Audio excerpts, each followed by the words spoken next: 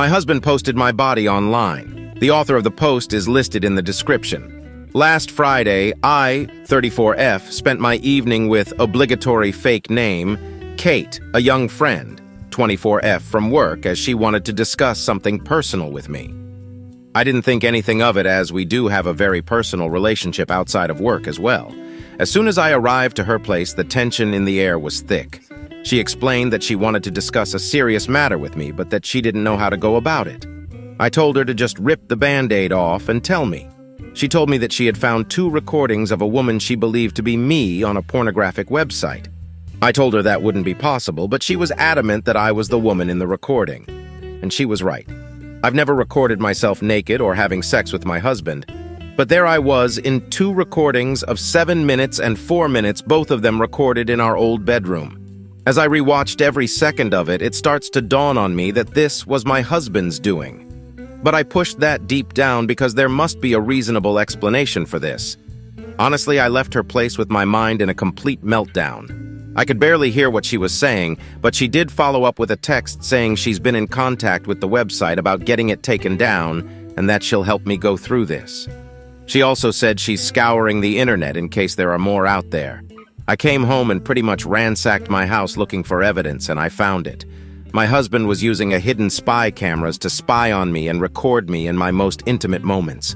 I then just spent hours vomiting, crying, projectile vomiting some more, and begging God to just let this be a nightmare. I am a deeply religious and a fully veiled Muslim woman, and I've never been with anyone but my husband, and all this time he has been sharing my most intimate moments with the world. I don't know what to think or what to do. I can't look at him or speak to him. I've locked myself in our bedroom pretending I have COVID. All I do is look up how other people have dealt with getting things removed, and it seems like once it's on the internet, it really is forever. Even if I remove it from this one website. I've been crying non-stop. He truly must be something demonic, as he is right now talking about ordering in some of my favorites to see if I have an appetite since I haven't been eating well. I am so unbelievably hurt. I don't know how to share this with my family, how to ask for help. I am crippled with shame, anger, and pain. Answering some questions. 1. My husband, soon-to-be ex-husband, and I are the same religion, race, ethnicity, and nationality. 2. My culture does not participate in honor killings, and I'm not afraid of my family harming me or not siding with me. 3. My family would support me in divorcing him. In fact, they would demand I do. 4. The laws in my country are secular, but in certain circumstances it allows for the various religious groups in the country to hold their own courts that can enforce their rulings, as long as it doesn't impose or break secular law or civil liberties. 5. I do plan on taking this to secular court and religious court as I want him punished. 6. I am veiled by choice, and the vast majority of my fellow countrywomen do not veil. 7. I'm a niqabi, meaning the only part of me visible to the public are my eyes. When I am with my family or with other women, in women-only spaces, I don't veil. 8. Kate and I do not share the same religion, nor dress alike, and yet we are friends. Quell surprise. Update. I left him as I said I would. He went to work. The movers arrived. We packed my stuff and we left. The entire time I was crying to the point that even the movers were worried for me, but I couldn't stop myself from crying. I went home, sat my parents and siblings down, and explained the situation. My parents were and still are confused. They are elderly and fragile. They don't understand the internet. They just keep saying, okay, let's talk to the people and it will be gone. But my siblings understand. They are angry. They are sad and heartbroken on my behalf. My siblings and brother-in-laws took me home. We waited for him and, well, we had a conversation with him. He denied it at first, so my brothers were firm with him and he started to be more truthful. He said he did it because he was depressed, because he had a porn addiction, sex addiction, and because he didn't think anyone would see it. He said he posted only a few. When we asked him to be specific, he said he posted anything from 5 to 8. We had him take it down, but who knows how many times it has been downloaded or shared. In that moment, I also found out he had a secret phone. He was also cheating on me with random women and sex workers. All this time I was thinking he's working hard, but nope. He was out disgracing himself and betraying our marriage. At some point, he convinced us he needed to use the bathroom, and he somehow managed to call his mother, who arrived at our home with his brother and cousins. There was a commotion as they were angry at the treatment of their family member. Then things calmed down enough to explain to them what he had done. His mother fainted. His mother is elderly and not in the greatest health condition. We called for an ambulance. My neighbor had also called the police, and I was arrested by the time the ambulance arrived to take care of my mother-in-law.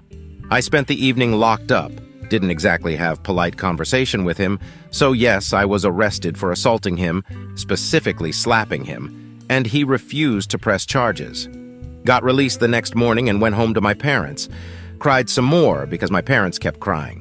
Then a few days later, I spoke to some lawyers my sister had contacted as they had experience with non-consensual material being posted online. They have been handling things with the police as I did press charges, and they are dealing with the websites. I also have started the process of divorce. I went to the clinic and got tested, and luckily he didn't give me anything so far, but I have another test scheduled just to make sure.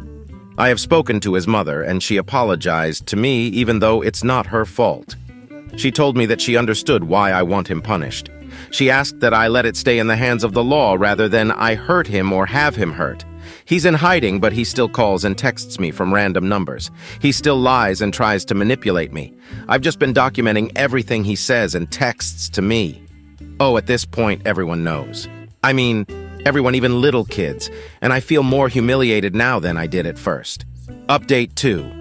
This man has destroyed everything I have worked for and has completely destroyed the very little sense of stability and safety I had left. I had to resign from my job, a job that I loved. Jobs don't come easy for me with the way that I look. I can't work there anymore because I am a potential danger to the children and staff. Since perverted men have started to harass me at work, I work with vulnerable children, and mothers who have heard about me have started to refuse me working with their children.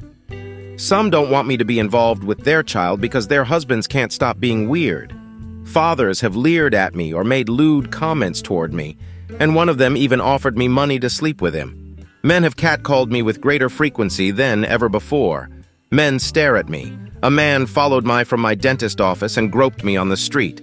Random men call my phone, my family home and office to verbally abuse me because my husband has posted my address, my personal and work email, phone numbers, workplace address, and every other bit of information online. It is as if the eyes and judgment of the entire world is on me.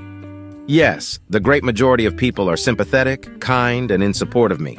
Many people have reached out in support of me, from old classmates to former colleagues, neighbors, members of my religious community, family friends, his family, and many, many more have expressed solidarity and kindness. But the crazies and perverts who believe him and are like him are bolder, louder, and much more noticeable. Then I find out from my lawyers and their investigators that he was drugging me and assaulting me as I slept. I suffer from migraines and insomnia and take medication for it. He saw my medication as opportunity to drug me with my own prescriptions. He shared, was actually bragging, on a forum where other perverts congregate how he was so clever for drugging me with my own medication, and they were encouraging him to do more things to me. Soon-to-be ex-husband has also decided to spread rumors that I was aware of the cameras and pressured him into posting online, and there are people who believe him. He also changed his mind about not pressing charges. I went to court. The judge and prosecutors were sympathetic and dismissed the case. It was a combination of my lawyers explaining the circumstances that led to me slapping him and his subsequent actions, threatening me, attacking me, doxing me, and blackmailing me by saying he didn't care about the slap and that he would drop everything if I forgave him. My lawyers used his own words against him since he wrote it in text, and on a recorded call he admitted to me not having slapped him that hard and that he only pressed charges to cause me harm. But his crimes against me are still being investigated by the prosecutors. New update. I wish I could say I was feeling better or doing better, but I feel awful and I am still struggling with everything. It is still his life's mission to be as cruel as he can be and to stand in the way of every step I make. He is still refusing to work with my divorce lawyer. He continues to be difficult every step of the way and has run off his own lawyers. He is now on his third lawyer, and we are again starting from scratch in the divorce negotiations. He has been granted an extension by the courts due to his last lawyer just dropping him a few days before our hearing.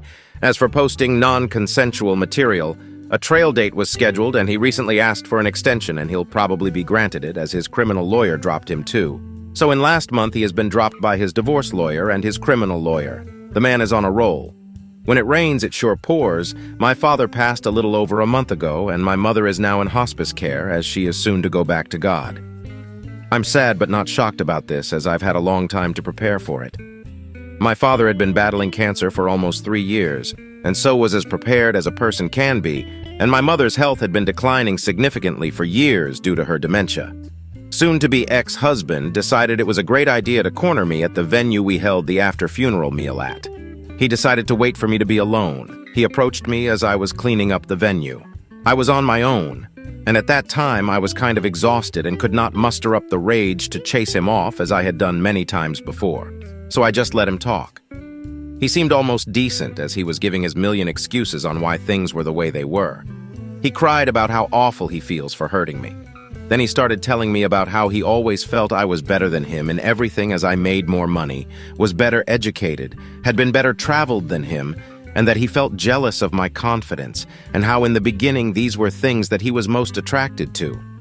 But as our relationship and marriage progressed, these were the things he started to dislike about me. He also said that he was angry that I refused to consider being a stay-at-home wife and mother, even though he knew from the beginning that I wasn't the stay-at-home/homemaker type. He said that he tried to be a good husband, but that my refusal to bend or let him have the last say in things was the catalyst for his anger and need to humiliate me. He talked about how he had always had an addiction issues, but he thought that if he was married, he would be cured of his depression, his porn and sex addiction, and he felt like if I ever found out, I would have never married him and/or would divorce him, and that angered him and pushed him to want to punish me for thinking I was better than him. He was jealous and angry about so many things. But when I said to him, "So you hurt me because you felt jealous and inadequate in comparison," he lost his mind and started to shout and say that he knew I would react that way. I decided to refrain from commenting further and just let him spill his guts uninterrupted. For 3 hours, he made excuse after excuse for why he did what he did. But it all comes down to him feeling inferior to me, him being jealous and angry that I dared have a mind and life of my own. He said right before our wedding he joined a men's group online that were helping him deal with his porn and sex addiction, and one tip given was to make your own porn and watch that instead. But he knew I'd never agree to it, so it was my fault he needed to spy on me, and that he never intend to share it with others. But one day, I had angered him so much, and as payback, he posted it and he felt good. And so every time I emasculated him by having my own mind or upset him in some way or another, he would post more. Eventually, he gained a following, and had so many men asking him to post more, he started to like the fact that other men looked up to him for his sexual prowess, and at the same time, his sex addiction started to come back, and he fell back into his habit of picking up women, and when he couldn't get it for free, he'd hire a sex worker. Then I guess it spiraled out of control for him. The more he spent on his addictions, the more lies he told, the more he felt like a failure for me covering our expenses, the more he resented me, and he got stuck in a cycle of self-destruction, which in turn only fueled his anger with me. He also says he joined a support group for addicts and started going to an addiction rehabilitation clinic as an outpatient to deal with his issues, and that I should give him credit for that. He feels that I should be proud of him for doing that and that I should take him back since he's putting in so much work. He also feels I should appreciate him not stalking me since my dad died, and he is sincere in feelings this way. He genuinely doesn't understand why I'm not seeing how hard he's been trying the past few months. In his deluded mind, he thinks that his honesty in our conversation should count for something, and that I am just being a heartless bitch for having been stoic and unmoved by his tears and his show of vulnerability. Even though he gave a great performance of being human during our conversation, I remained unmoved by it because there was nothing to be moved about.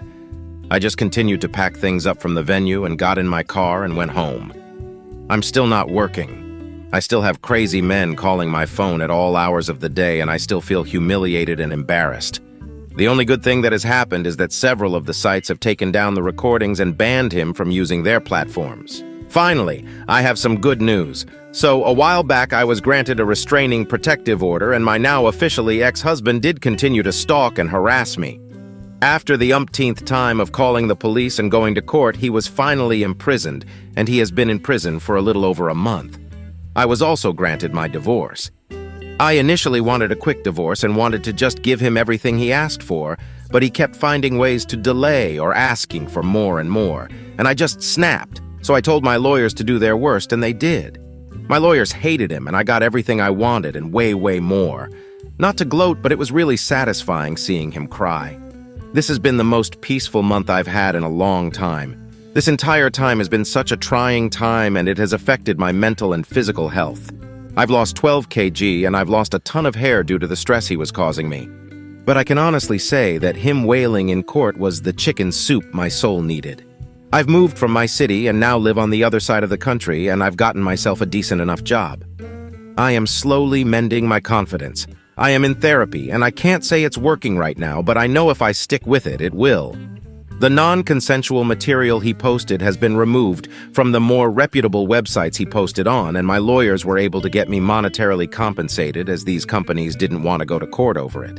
I mean, money doesn't really change things that much, and I am still hurt. But it's something. I'm also not so delusional as to think that it isn't still out there in some way or another, and I know there really isn't much I could ever do about that, so I'm just trying to make peace with it. Ex-husband will be serving time in prison for what he did. My lawyers are working with the courts, and that should be sorted soon enough. I think the reality of the consequences are becoming very clear to him, as I have heard through the grapevine that he attempted to commit suicide and is now in protective custody until his trial date. He is facing up to 30 years and corporal punishment, and I absolutely look forward to it. How do you like this story? Write your opinion in the comments. Let's get 1,000 subscribers on this channel. Love you.